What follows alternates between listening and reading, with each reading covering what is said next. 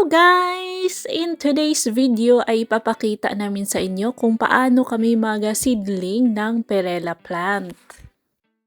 Welcome to our life in Korea! Simple life, farming, and family. Subscribe and join us! Update po tayo sa ating mga sesame seeds. Ayan na po sila after 1 week ng pagtatanim natin ng ating mga sesame seeds. Ayan, tumubo na yung mga mga sesame plants at ililipat po natin sa ibang pwesto dahil dito sa taas natin ilalagay yung ating isisidling na perela seeds today. Magkaiba po ang sesame seeds sa mga perela seeds. Ang sesame seeds, meron po niyan sa atin sa Pilipinas, tinatawag nating linga. Ewan ko lang sa mga Tagalog kung anong tawag sa sesame seeds. Basta sa amin sa Visayas is linga. Itong perela, I think wala pa pong perela plant sa Pilipinas. But maybe mabubuhay po ito. Pero ang sabi sa akin ni DE, ang mga perela plant gusto nila ng mainit tapos malamig. Tuwing autumn season natin yan hina-harvest mga kabistak. Tinatanim namin siya June, harvesting time around last week ng October to November. Ang laman po nitong sako ay yung mga pinakamagandang perela plant namin last year. Hindi hinarvest ni DE, pinatuyo niya kasi yung mga seeds ang gagamitin natin sa pagseedling natin for this year.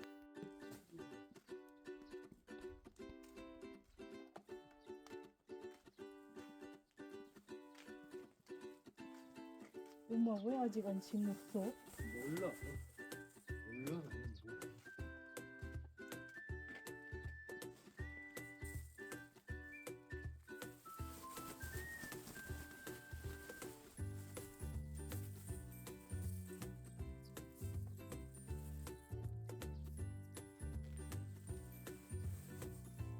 없지 이제. Ah, dumiki 냄새.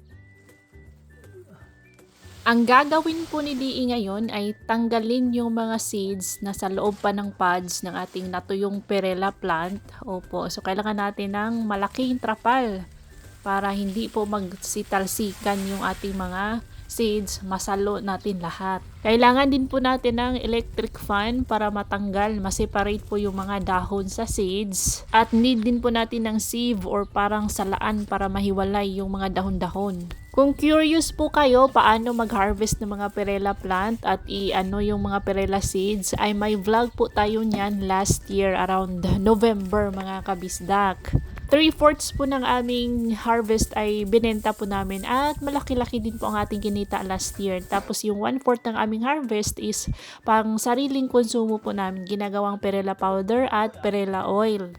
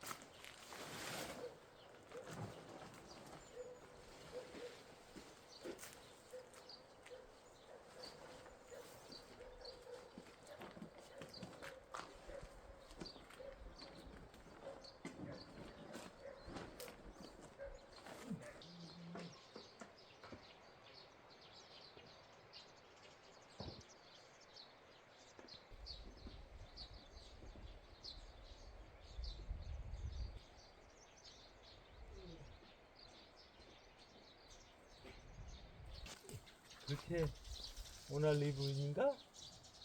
와.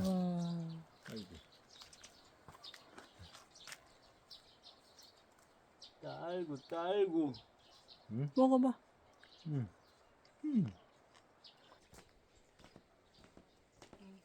Mas mangga ba to? Strawberry?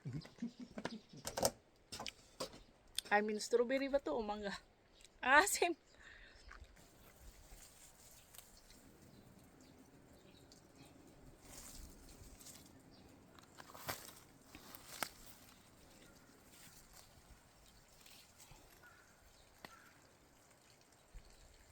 Update sa ginawa ni Osaka Boy. Tadeng, patay po sila. Namatay sila mga kabisdak. Lalaki na yung patatas ni Bianan. Patatas. Diba? Wala pong nabuhay. Ay, may nabuhay mga 3 piraso. Isa dito. Tapos may 2 doon sa dulo. Patay sila mga 90% patay. Hindi po pinalad ang ating mga strawberries, guys. Ito po ang ating mga perela seeds. Dulce. O, dulce.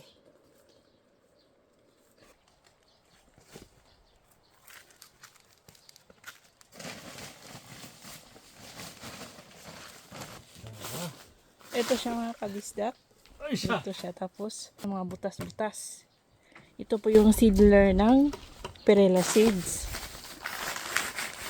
이렇게 해가지고 이렇게 하는 거야. Dapat yung butas may laman. 부타스가 있지.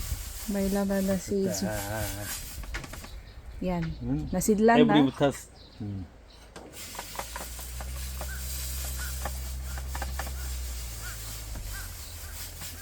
투투 쓰리 seed. 2 to 3 seeds ang Ganun. pwede sa isang butas. Dapat lahat ng butas may seeds. Tapos i-push yung yung nasa gilid. Ipupush yan ni DE. Para malaglag yung seeds. Ne. 샥 Laglag na sila sa tray. Tapos, 쏠롯! Sulod na. 하고 땅가리 하면 Yan na. May laman na yun. Nalaglag na doon yung 여기 seeds. 투 쓰리 원 이거 원 바이 뭐냐 아이 책.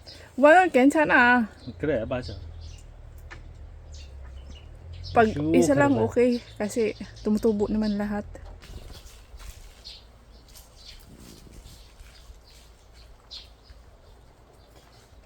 Push more 해야지. 아저씨. 아. 어.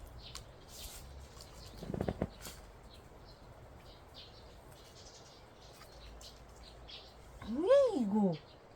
그래 그럼 push more 하세요. 네가 안 해봐서 그래. 됐어. 안 해봤어? 이게 아우 이게 힘들어요 이게. Dapat kasi idiin ni DE yung tray, ganyan mga kabistak, para makompact yung soil. At matabunan ko yung seeds ng maigi para hindi po sila makita ng mga ibon. Hindi po makain ng ibon pag tabon na tabon, makover ng topsoil yung ating perela seeds. Gagawa po tayo ng 120 pieces na mga trays, guys, para sa ating perela field, para sa perela planting 2026. Hindi na po tayo magtatanim ng mga soybeans kasi ang mura nila, mura ng bili last year. So ang crops natin this year na pangtinda, commercialized planting is yung chili at ito pong perela seeds. Kami lang pong dalawa ni DE ang gumagawa kasi ang 3 boys natin nasa watermelon farm po. Peak season kasi ng pruning para sa mga watermelon. Isang buong buwan po naga-pruning sa watermelon plants mga kamisda. Kaya busy lahat ng mga farmers dito at ang 90% yata ng mga farmers is nagatanim ng watermelon. Kaya yun, busy lahat ng mga person. 아이 씨팔려나. 아이씨. 어우. 왜 와? 왜? 아니다 이거.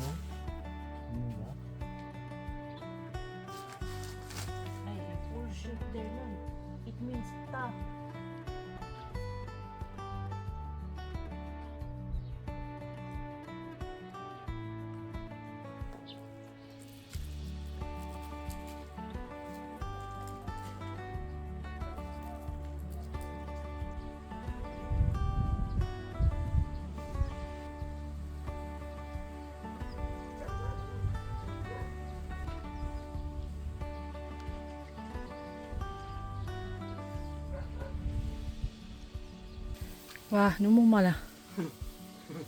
Yan po ang natapos natin, guys. Nagawa namin ngayon. Yan, from here. Here, until here. Oh. Yan po ginawa namin dalawa ni DE. Pagod ang mga person, pero okay lang. Stay tuned po para sa ano mo yung nasa likod niya. Ano man yan? Nautot pa. Ano pala, lawa. Stay tuned para i-update ko kayo sa growth ng ating, progress ng ating Perilla seeds. Yan po ay sesame seeds. Last week po natin yan, sinidling with longkoy. Ayan, malaki na sila. Tumubo na.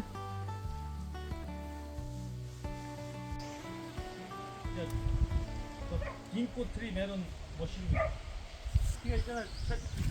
Sabi ni Diin, nakakain daw ito na mushroom. O, parang tinga ng daga, mga kabisdak. Dito siya tumutubo sa ginkgo tree natin. O, marami o. Yan. Ayan po. Tinga ng daga.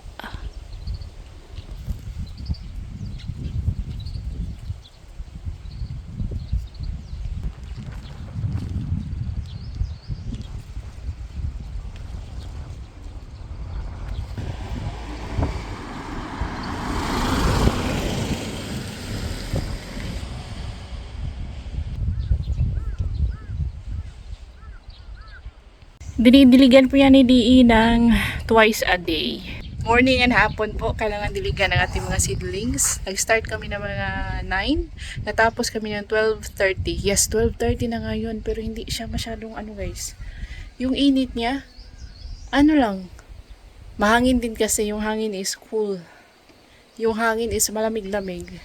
Yung init is hindi masyadong masakit sa balat, kaya okay lang. Ito po guys, ang bulaklak ng Korean wild lettuce. Yung ating, nakalimutan ko ang term. Kudulpago. Yes guys, may nagsasabi na ang Korean wild lettuce or kudulpago is same like dandelions. Hindi po, kasi yung dandelions, isa lang yung bulaklak na medyo makapal at medyo malaki. Itong Korean wild lettuce, ugapi. Pero itong Korean wild lettuce, kudulpago natin, is marami yung kanyang bulaklak. Tapos yellow pa din, pero marami siyang bulaklak, marami siyang maliliit na bulaklak. Yan po, hindi po magkaparehas ang kudulpago, Korean wild lettuce, at yung dandelions. Yan ang pagkakaiba nila mga kabistak. Tingnan yung kanyang dahon, ito siya. Yan. Yan. Kung gusto niyo pong bumisita sa Korea, I suggest pumunta kayo dito sa month of May kasi napakaganda po ng panahon, hindi malamig, hindi mainit. And then, sumama po kami ni LE kay DE. Mangunguha daw si DE guys ng gulpengi or yung snails dito sa sapa malapit sa aming bahay. Dahil napansin po niya na kahapon at today walang construction. Kaya yung tubig sapa is medyo malinis, hindi siya madumi. So makikita niya yung mga snails doon sa tubig. Kaya pwede tayong manguha today. Pwede pa pala manguha ng suso.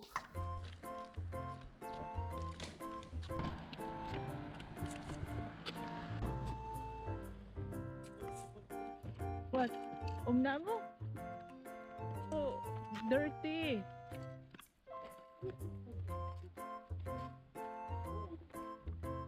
Hindi. Wow.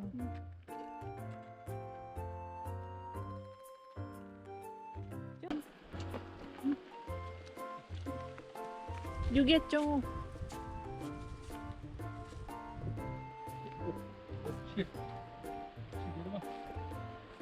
그렇지.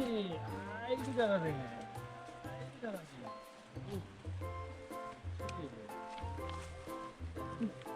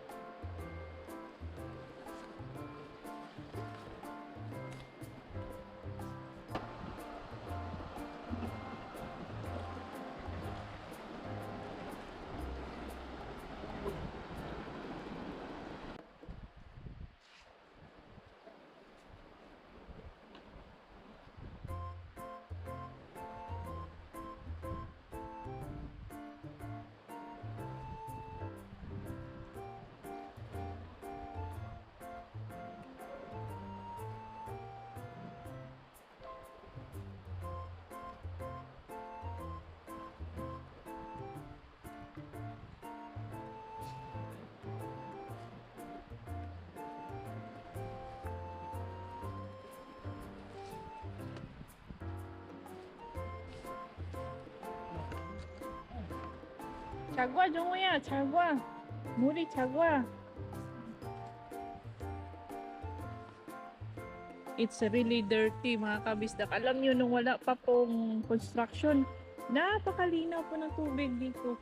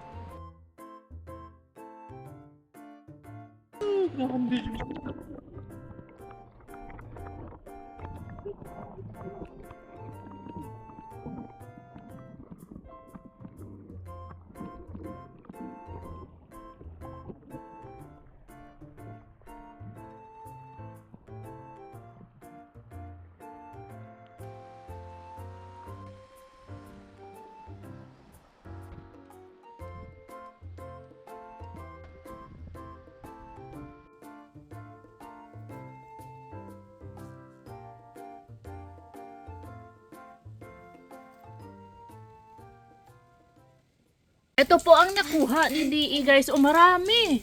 Marami nun de. Marami naman pala siya. Less, less than 1 hour kasi. I think 30 minutes only. Wow, very good. Masarap po itong sabaw mga kabisdak. Kinuhanan na po niya ng buntot oh. Yung sa dulo pinutol na ni DE. I-stack po yan ng 1 day, 1 night bago po siya lutuin. Ito mga kabisdak. Ito na mga kabisdak ang aming nakuha sa food bank. Hindi na ako nag-vlog doon. Kasi saglit lang naman. O i-insert ko lang po ito na video. Yes, meron po tayong Twix chocolate caramel. Wow, salted caramel. Wow. Mama. Meron po tayong chicken. Frozen chicken.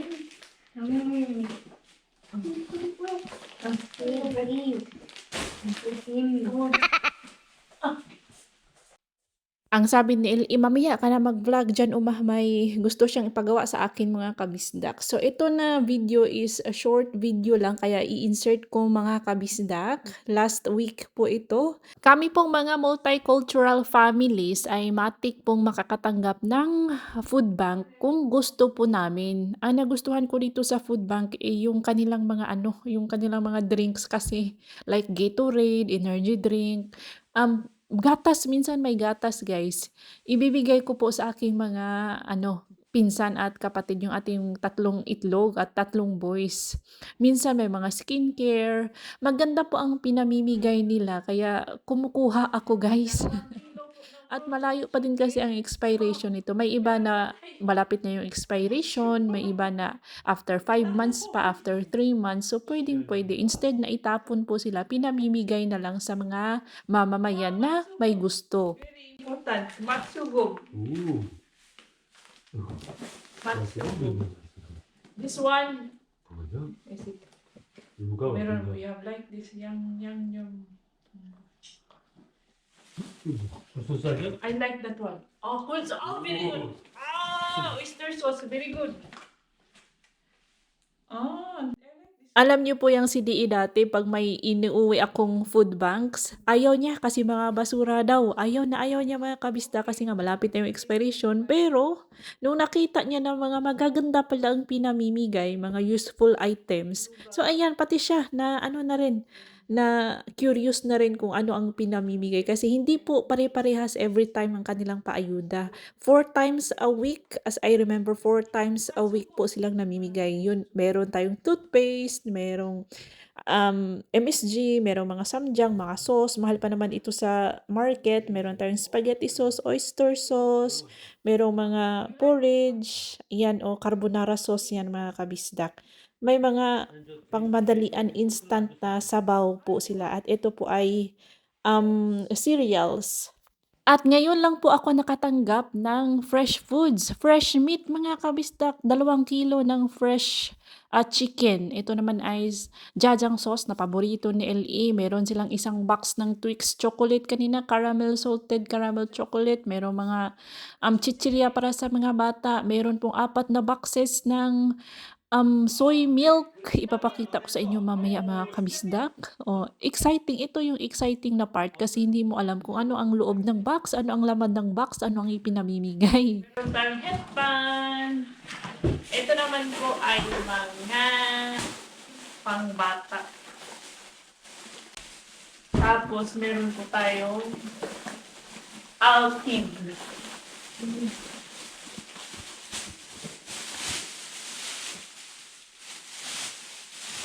Wow. Shinramyun. Meron po tayong melon uyumat na home run ball. Pambata ito guys. Yun lang. Meron po tayong pambata din po po. Mga pagkain pambata. Yun lang. Maraming ganito. Maraming yun. And meron tayong, ito gusto ko to guys. Pero fiber. Salt lemon. Maganda to guys. Yung usual na binibili ko is yung orange na melon flavor. Ito is lemon.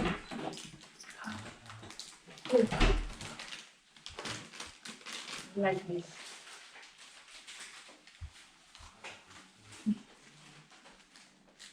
Wow! Igo ara? Truffle ragu black bean sauce. Truffle. 아니야? Jajang with truffle. 그냥 금방 Lemon na lemon. And madalas po, hindi lahat nakukonsume namin, hindi po nauubos namin guys. So, I think mga 50% nakukonsume, yung 50%, tinatapon lang po namin. Ganon po ang nangyayari. Pero at least, napakinabangan bago siya tinapon. At ang pinakamaganda, kasi free po siya guys. Masarap talaga pag libre. Pati si Bianan, yung mga nag-iisa sa buhay, yung mga matatanda na binibigyan din po sila ng ayuda. Pero ang napansin ko, kami pong mga multicultural families, ay ang dami po nilang binibigay kumpara sa kanila Bianan guys. Yun po ang napansin ko. And maraming salamat sa aking kababayan na si Sis May, kasi Sis May Peral, siya po ang nag-introduce sa akin itong food bank. Kung hindi dahil kay May, hindi ko malalaman na may ganito palang nangyayari dito sa countryside ng Korea. I don't know sa city kung mayroon din kayong ganito. Si Sis May ang nag-ano sa akin, siguro after ano naman ako dito guys, 6 years naman kami dito sa bukid, sa probinsya. After 2 years ng pagstay namin dito, nakilala ko si May sa paaralan na pinapasukan ko, estudyante ko yung anak niya. So nag-usap-usap kami, syempre chikahan, tapos inabutan niya ako ng snack, sabi niya, wala ka bang ganito? Doon, si Sis May ang nagpa-ano sa akin, nagpa-member sa akin sa aming group, mga Pinay group. Maraming salamat Sis May at na-enjoy ko talaga itong paayuda. Cherries. Oh, season na po ng cherries ngayon guys. At ito naman po ay bigay ng aking estudyante nung 1 linggo pa to mga kabisdak at nanigas na siya, tuyong-tuyo na. So kailangan ko pong ilipat na sa lupa. Teacher's Day kasi last May 15, oh, 'di ba? Matagal na. Ngayon ko lang siya itatanim. Hindi ko lang alam kung ano ang pangalan ng bulaklak na 'yan, guys, pero ang ganda ng kanyang kulay. Dito ko lang siya itatanim sa ating garden. Tuwing Teacher's Day, ang madalas ko pong natatanggap ay flowers galing sa aking estudyante, minsan galing sa mama ng aking estudyante. Pumupunta pa talaga yan sa classroom mga kabisdak. And then, minsan chocolates, minsan candies, minsan letters, minsan guys, cash. Opo, ganyan po sila thoughtful sa mga teachers tuwing Teacher's Day. So, mas maganda itong ganito kasi hindi siya nalalanta tumutubo. Nakikita ko everyday.